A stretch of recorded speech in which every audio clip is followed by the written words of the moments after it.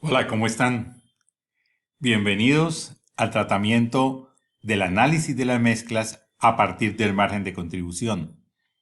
El margen de contribución es una variable financiera que nos va a permitir optimizar las mezclas de productos, las mezclas de materias primas o las mezclas de distribuciones cuando tenemos ciertas restricciones.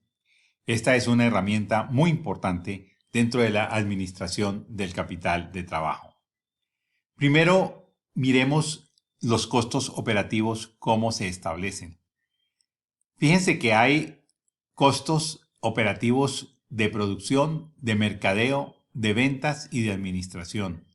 Esto es lo que concierne a las operaciones propiamente dichas y a todo lo que las envuelve a ellas. Pero tenemos luego, dentro de los estados de resultados, una adición que es la financiación. Cómo estamos financiando las operaciones y fundamentalmente esa operación nos va a dar un beneficio, una utilidad que se va a repartir entre los diferentes stakeholders o inversionistas financieros. No olvidemos, operación es uno de los elementos de la empresa y el otro elemento es finanzas. Ambos constituyen el estado de resultados cuando estos resultados se miden al final de un periodo. Otro elemento que queremos mostrar es la distribución de costos. Fíjense que en el caso operativo, nosotros vamos a tener costos trabajados como costo de mercancía vendida, que son efectivamente los costos de producción y únicamente ellos, y luego los gastos de administración y ventas, que consisten en el mercadeo, las ventas y la administración, como su nombre lo indica. ¿Cómo se establece si un gasto o un costo es de producción o es de los gastos de administración y ventas? Pues es de producción si está incorporado directamente y se necesita efectivamente para poder producir. Por ejemplo, la mano de obra directa, por ejemplo, los materiales incorporados, por ejemplo, los insumos, agua, que luego se extrae, o electricidad. Todos esos son elementos de el costo de materiales vendidos porque van incorporados o han permitido que la producción se dé. Y sin ellos, alguno de ellos que falte, no se podría hacer la producción. Ya el efecto de administración, ventas, mercadeo, está por fuera de este elemento productivo. Está como un elemento de visión de más largo plazo. Y en un momento dado, en una hora o en un día o en una semana, estos ejecutivos de administración, ventas y mercadeo podrían no estar presentes, pero la producción continuaría. Esa es la diferencia. Entonces, digamos que funcionalmente la empresa puede distribuir sus gastos en materiales vendidos, costos de materiales vendidos y gastos de administración y ventas. Pero por otro lado, se pueden distribuir en costos variables y costos fijos. Esa es otra distribución que es mucho más apropiada para calcular el margen de contribución. Realmente esta distribución aparece como en los reportes que se hacen al público. Es un poquito más ágil de producir y sobre todo que le permite a la gerencia establecer responsabilidades y correctivos en los diferentes departamentos inmediatamente. El costo variable y costos fijos pues ya no está tan separado como producción y administración, sino que están entreverados. Bien, el otro lado, que es el lado de financiación, pues no se estará mirando acá porque se establece si cuánto, digamos, está la empresa endeudada, cuánto se debe pagar de intereses, etcétera. Bien, con esto en mente, veamos cómo se establecería un estado de resultados. Aquí tenemos el estado de resultado funcional, donde trabajamos con costos de materiales vendidos, gasto de administración y ventas. Ingreso total, que son las ventas menos los costos de materiales vendidos en un periodo, nos daría la utilidad bruta del periodo. Si a esto le quitamos los gastos de administración y ventas, tendríamos la utilidad operativa. En el caso de el estado de resultados para tomar decisiones, establecería que a las ventas le quitamos los costos variables y nos daría el margen de contribución. Si a este le quitamos los costos fijos, nos daría la utilidad operativa. Llegamos al mismo punto, pero aquí habríamos dividido los costos y gastos en fijos y variables como lo tendríamos acá. El ciclo financiero en el estado de resultados pues es el mismo en cualquier caso. De la utilidad operativa se restan los intereses y esto nos da la utilidad gravable De ella se restan los impuestos y nos daría la utilidad neta. Bien, ¿qué queremos nosotros? La parte financiera, como es igual, no la vamos a tocar acá, pero nos interesa esta parte operativa.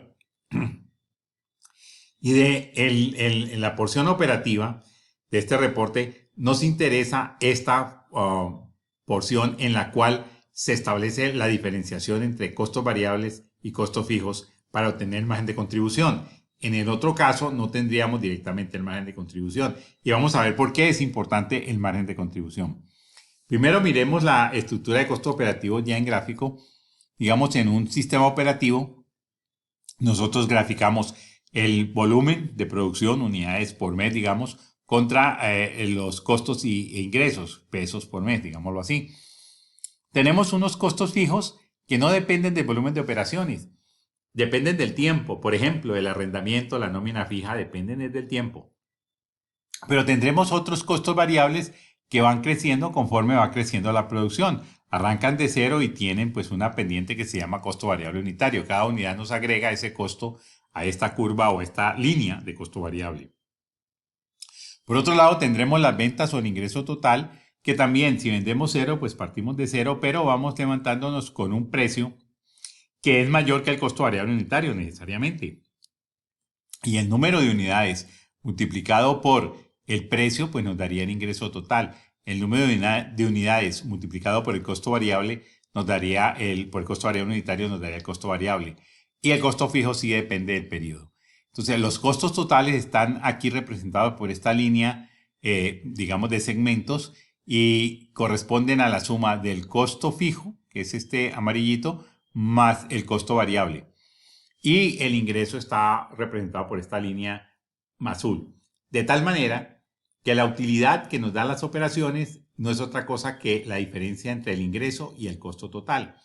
Aquí se puede ver que hay porción de esta producción donde se produce pero se pierde porque los costos serían mayores que los ingresos hasta que se llega al cruce de las dos rectas y ese cruce se llama el punto de equilibrio. De ahí para allá lo que se produce es digamos, de tal volumen que los ingresos totales superan a las ventas. Ese efecto se da por digamos, el impacto de los costos fijos. Que entre mayores sean los costos fijos, pues más alto será el costo total y obviamente el punto de equilibrio se alcanzará mucho después.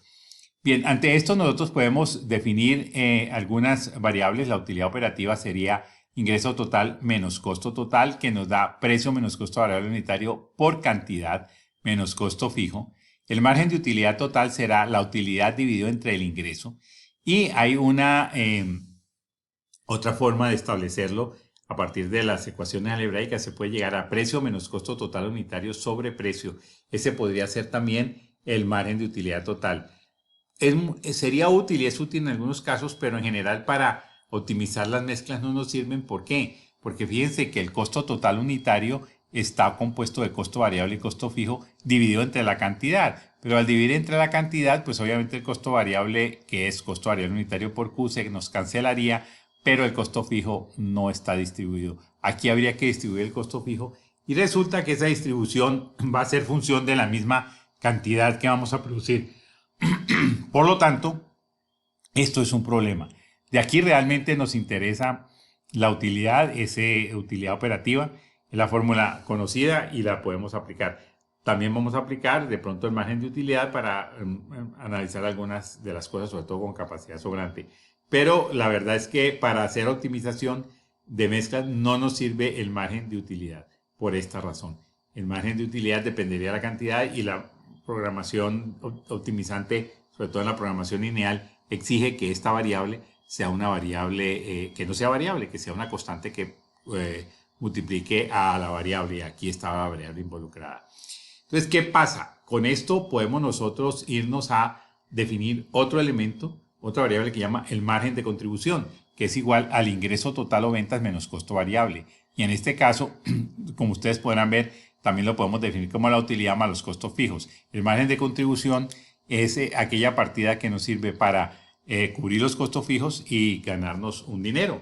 Eso es el margen de contribución. Pero la ventaja es que cuando nosotros lo distribuimos por unidad, pues dividimos aquí toda esta ecuación entre Q y nos da precio menos costo variable unitario, que eso sí es una constante. Cuando estas líneas son rectas, pues esto será una constante y ese sí que nos va a servir para tener optimización en las mezclas. Pues bien, este es el más útil de todos los elementos que hemos visto y las decisiones de producción las podemos abordar con él. Por ejemplo, si tenemos una capacidad sobrante en una planta, ya vimos que la utilidad operativa es el margen de contribución menos el costo fijo. Por lo tanto, si tenemos capacidad sobrante, nosotros podemos vender esa capacidad sobrante y obtenemos un incremento de utilidad que va a ser igual al incremento del margen de contribución porque el costo fijo será fijo y no depende de la cantidad. Y ese incremento será precio nuevo menos costo variable unitario nuevo por el incremento en la cantidad.